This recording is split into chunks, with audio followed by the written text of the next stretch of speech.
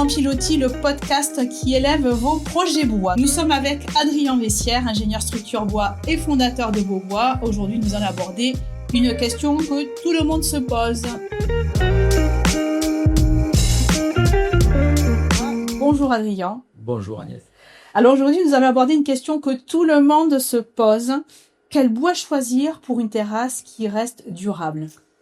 Oui, c'est vrai que ça c'est une question Vaste importante. sujet. Ouais. C'est alors on rentre là dans la technique. Hein, il y a des textes, tout ça, des expériences qui ont été faites. Donc on sait ce qu'il faut faire. On va parler des classes d'emploi en fait. D'accord. Les classes d'emploi vont de 1 à 4. 4 étant le contact avec le sol. Classe 3, c'est un bois qui reçoit de l'eau. D'accord. Classe 3A, c'est de l'eau qui ruisselle. Classe 3B, c'est de l'eau qui commence à stagner un petit peu. D'accord. Donc voilà, les bois, en fait, pour une terrasse, eh ben, ça va dépendre des zones de la terrasse. Dès qu'il y a un contact avec la terre, il faut que ce soit un bois qui résiste à la classe d'emploi numéro 4. D'accord. Que ce soit un pin qui va être proche, par exemple, on parlait de pilotis, ce genre Ouais. de choses. En fait, nous, dans les projets qu'on fait, on essaie que rien ne soit en contact avec la terre. Au pire, des eaux stagnantes. Mais contact avec la terre, il faut l'éviter. Il faut l'éviter. Maintenant, quand on peut pas l'éviter, on y va, on le fait. Mais il faut s'attendre à... donc déjà, il faut utiliser le bois qui est de classe 4. Les bois de classe 4 aujourd'hui, ça va être tout ce qui est les pins. D'accord. Pas les Douglas. Les D'accord. Douglas ne sont pas imprégnables en classe 4. D'accord. Les pins, par contre, sont imprégnables en classe 4. Donc, on les met dans des tubes où on fait le vide d'air pour que les produits rentrent en profondeur. D'accord. Douglas, lui, il a une physiologie, en fait, interne du bois qui fait que Il y a rien qui rentre, en fait, en profondeur, voilà. D'accord. Donc, on peut pas lui octroyer la classe numéro 4. Donc, quand vous faites une terrasse, souvent, la structure va être en pin traité classe 4. D'accord. On fait pas de structure en bois exotique. Les standards des bois exotiques, ça va être pour les lambourdes, c'est 4 cm par 6 cm. Lambourde, est-ce que tu peux donner la définition, s'il te plaît? La lambourde, c'est le bois sur lequel on va venir visser directement la lame de la terrasse. D'accord. Donc voilà, 4 cm par 6 cm, c'est parfait pour le vissage de la lame. Il faut 4 cm de profondeur, en fait, D'accord. de vissage. Mais on comprend bien qu'avec ça, on fait pas des poutres. Et les poutres, donc, du coup, elles vont être en pin classe 4. Ouais. Du moment qu'elles toucheront pas le sol, elles vont durer vraiment un temps indéfini. En contact avec le sol, on va rester sur les garanties de traitement, c'est-à-dire 15-20 ans. Elles sont garanties 15-20 ans, classe 4. Donc, en contact avec le sol. Si on veut passer ces temps-là, il faut qu'elles soient en dehors du sol et qu'elles puissent sécher, en fait, à l'intersaison. Si c'est pas ventilé, c'est pas bon non plus. Donc quel bois? Pour la structure, ça va être le pin classe 4. Il n'y a pas 36 000 solutions aujourd'hui. Ça peut être avec du chêne aussi. D'accord. Ça peut être aussi avec du Douglas, qui n'est pas en classe 4, qui est en classe 3. D'accord. Mais durée plus courte de vie. Durée plus courte de vie selon les conditions. Ouais. Si on est dans un espace ventilé, il est sur la même durée de vie. En fait, le pin classe 4, au bout d'un moment, au bout de 15-25 ans, c'est cette garantie-là, c'est que le produit s'est fini par s'évaporer. D'accord. Et on revient sur le bois qu'on a coupé, en fait. D'accord. Donc, un projet qui dure 60 ans, en fait, c'est pas dû au traitement, c'est dû au fait qu'on a utilisé la bonne essence. D'accord. Et que on l'a mise dans des bonnes conditions. Voilà, où c'est ventilé, où l'eau sèche ne stagne pas. Donc ça va dépendre aussi des assemblages qu'on fait. Il y a plein de facteurs qui rentrent en compte. Mm-hmm. Mais voilà, pour répondre à ta question, la structure d'une terrasse, en fait, on est souvent près du sol. Donc on prend du pin classe 4. Et là-dessus, après, on va faire un platelage. Les platelages, aujourd'hui, il y a des Douglas qui sont rabotés de façon bombée, et que l'eau ne stagne pas, on circule. Ça, pour moi, c'est une solution extraordinaire. Ça fait quelques années maintenant qu'on voit ça sur le marché. On a aussi des châtaigniers en raboté bombé. D'accord. Tout ce qui est bombé, c'est top parce que c'est beau, l'aspect visuel, il est lisse et l'eau ne stagne pas. Quand la lame, en fait, elle a un profil plat. À l'intersaison, quand elle est pleine d'eau de l'hiver et que le soleil tape dessus, elle va venir se tuiler et ça va faire un réceptacle Ouais. pour l'eau. Avec les rainures là aussi au milieu, c'est Les ça? rainures, c'est le pire, ouais, voilà, ça, il faut plus faire ça, les rainures, c'est terminé. Mais en tout cas, dès que l'eau va venir se loger, qu'il y aura un petit peu de soleil, il y a des microalgues qui se développent très vite. C'est ça qui fait que ça glisse. D'accord. Et aussi, ça crée un terreau pour que tout le monde vienne s'amuser, les champignons, les végétaux. Et c'est ça qu'il faut pas, en fait. Il faut que ça reste propre pour que ça puisse durer dans le temps. Ma question serait peut-être absurde. Tu disais classe 4, finalement, c'est ce qui va durer le plus longtemps. Ouais. Est-ce qu'il n'y a pas des gens qui t'ont dit, finalement, je veux tout en classe 4, du début à la fin? Ouais, alors voilà, c'est une bonne question, effectivement. Et d'ailleurs, pendant de nombreuses années, il y a des gens qui ont mis du pain classe 4 au niveau du platelage. Et en fait, c'est là qu'on voit la difficulté pour les gens qui n'ont pas des années comme ça d'expérience dans le bois ou qui n'ont pas vu les ouvrages vraiment vieillir. Ouais. Ou les techniques, toutes ces choses-là, en fait, les formations. Le pain classe 4 en platelage, le problème qu'il a, c'est que donc il est très intéressant en structure, mais en platelage non, parce qu'il est trop tendre. D'accord. Le Douglas a un indice de dureté beaucoup plus élevé que le pain. C'est le piétinement qui fait que ça s'abîme plus vite. Ouais, exactement. Plus d'abrasion. Après, il y a les bois exotiques, bois durs, qui vont être encore plus durs, qui vont être plus résistants. Moi, je les préconise pour des terrasses de restaurants où on fait bouger des tables, ces choses-là. Quand c'est de l'utilisation perso, je trouve que c'est mieux en fait d'aller sur du glace de bonne qualité ou un châtaignier de bonne qualité. Déjà pour des questions écologiques, mais aussi pour des questions de confort. En fait, c'est des bois qui sont au toucher quand on est pieds nus dessus, qui sont plus agréables en fait. Le bois exotique est très dur, donc toutes ces aspérités, les échardes ou quoi vont être beaucoup plus dures que sur un Douglas ou un châtaignier qui va être vraiment blanc, on peut marcher pieds nus dessus si on est sur des bois de bonne qualité, bien sûr. Oui, c'est évident. Ouais. Et donc finalement, on est sur des bois de classe 3B, pas forcément classe 4. Ouais. D'accord. Et le pain, en fait, le fait qu'il soit tendre, en fait, il va même lui-même sortir un petit peu de la vis. Alors que si le bois est dur, en fait, au niveau de la vis, ça bougera pas. Voilà, c'est ça. D'accord. Est-ce qu'il peut y avoir une question aussi de couleur? Parce que c'est vrai que suivant les bois, on n'a pas la même couleur. Est-ce que ça peut être aussi une notion esthétique? Ouais. Comment on trouve cette espèce de compromis d'ailleurs entre la couleur, l'esthétique, la dureté, l'aspect visuel et la durabilité? Alors la couleur, c'est un autre sujet intéressant, mais la couleur, il faut savoir que quel que soit le bois que tu utilises, dans 10 ans, il aura la même couleur. Ah d'accord, donc les bois que l'on voit qui deviennent tout gris, c'est qu'il y a eu un problème. Tous les mêmes. En fait, non, c'est pas forcément qu'il y a eu un problème, c'est que le grisement du bois, c'est quelque chose de naturel et ça se passe pour tous les bois. D'accord. Après, si on veut garder une couleur, en fait, là, par contre, au départ, quand on a monté l'ouvrage, qu'il est neuf, selon les essences de bois, on n'a pas du tout les mêmes couleurs, pas du tout les mêmes effets. Il va y avoir des choses plus veinées, plus sombres, plus claires. Et si on veut garder cette couleur-là, on va utiliser des saturateurs. D'accord. Et après, c'est un entretien qui va se faire tous les 2 ans. D'accord. Donc, si on part sur l'idée qu'on veut garder la couleur du bois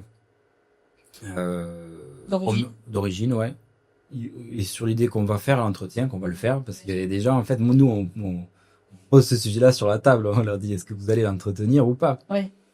Parce qu'il y a des gens après en réfléchissant qui disent non, en fait non, je vais pas le faire, ou d'autres qui vont dire mais si je vais le faire parce que ça me fait plaisir, ou parce que j'ai des équipes qui vont me le faire. Ouais.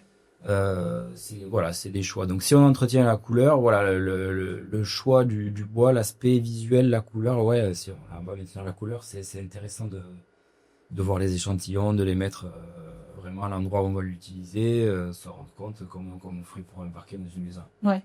L'entretien finalement, donc on en revient aux rainures, aux bombés. Il vaut mieux effectivement avoir le bombé lisse que de galérer avec les rainures, enlever le gris dans les rainures. Ah oui, non, les rainures c'est terrible. Ouais, c'est ça. Les rainures, ça se fait quasiment plus. En fait, ça a été un peu la norme à un moment donné parce qu'on disait les terrasses ça glisse, il faut faire des aspérités dessus. Et puis en fait, ça a été contre-productif puisque la lame était impossible à maintenir propre ça stockait trop de choses et ça la rendait glissante après. Ouais.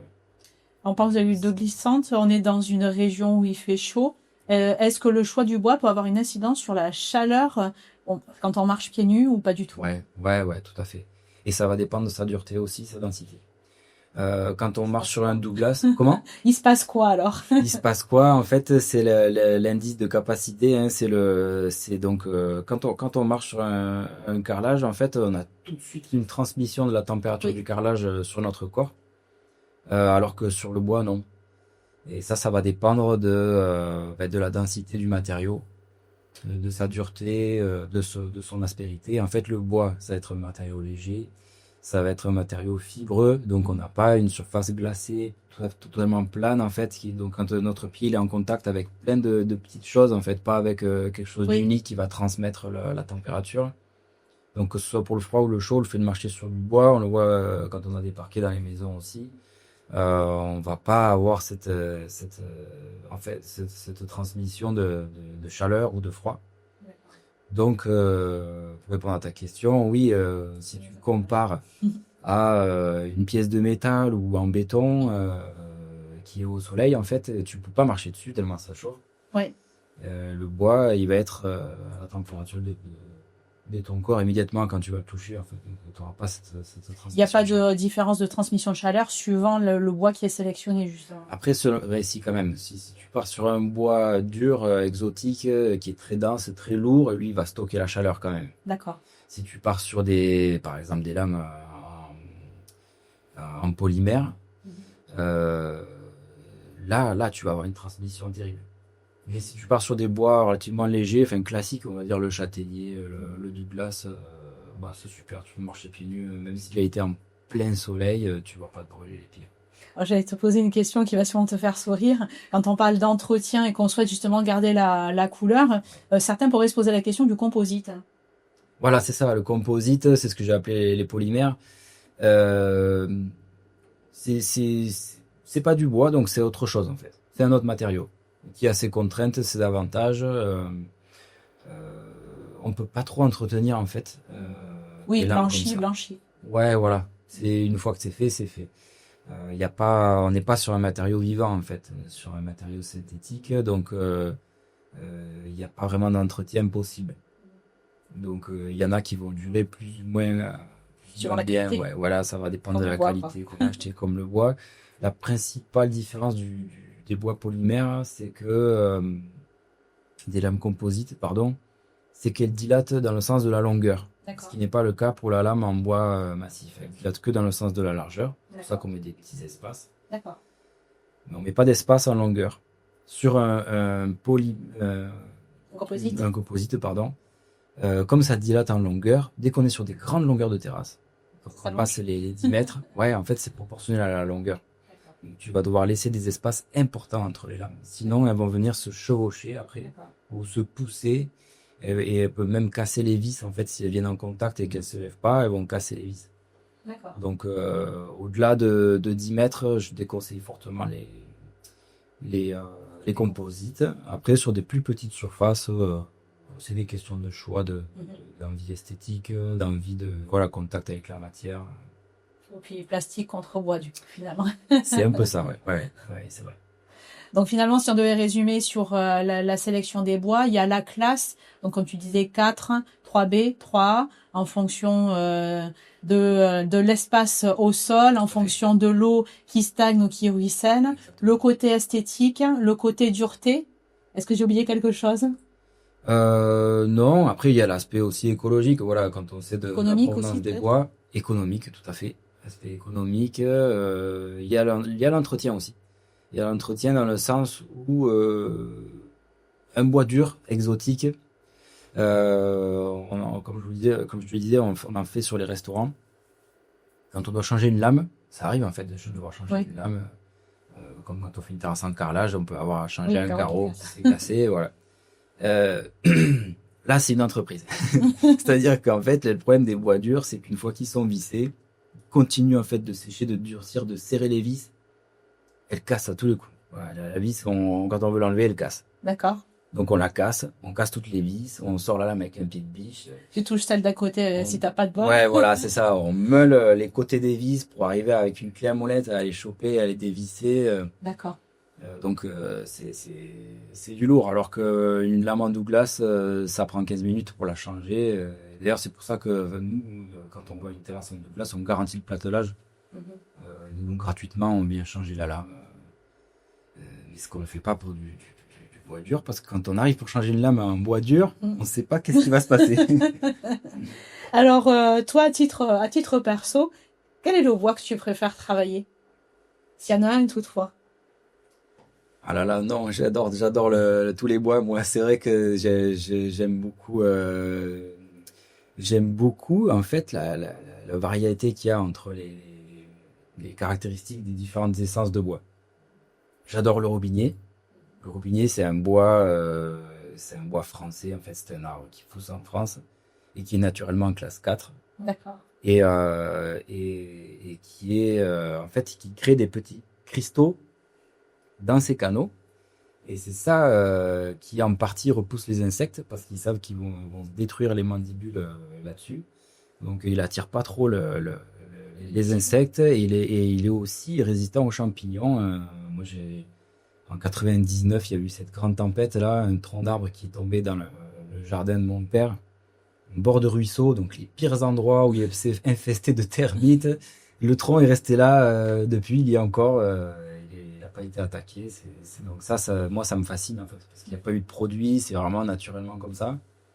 On a fait des fondations des cathédrales avec ça, avec des pieux en robinier. Donc j'adore le robinier. Maintenant, il est très difficile à travailler, très nerveux. Dès qu'on met un coup de scie dedans, il se tord. D'accord. Donc ça va être très intéressant pour tout ce qui est soutènement des terres, en fait, quand on va aménager son jardin.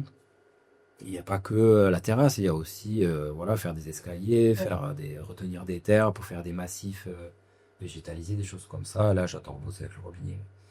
Après, pour la terrasse, j'aime beaucoup le Douglas. Le Douglas, pourquoi? Parce que aujourd'hui, il y a une maîtrise sur cette essence-là. Dans le Massif central, il y a des gens qui récoltent du Douglas de très bonne qualité et qui le font sécher, qui le rabotent de façon bombée, tout ça, tout est bien huilé là. La filière bois Douglas, je trouve qu'elle est très performante. Ouais. Et du coup, on a des produits super. J'en conclus que toi, tu travailles avec du produit français, donc. Ouais, moi je fais essentiellement du français. Après, c'est les choix de chacun. On n'est pas là pour décider à la place des gens. Pour les terrasses de la salle d'escalade Altissimo, on est parti sur des bois exotiques en IP parce que c'est vrai que ils avaient cette contrainte des tables en fer qui déplacent le matin et le soir. Donc le bilan total sur 50 ans, on fait 2 fois la terrasse ou on l'a fait qu'une fois en bois exotique. Ouais. Bon, ben voilà, c'était... Oui, le choix est vite fait. Ouais. Très bien. Merci beaucoup, Adrien. Avec plaisir, merci.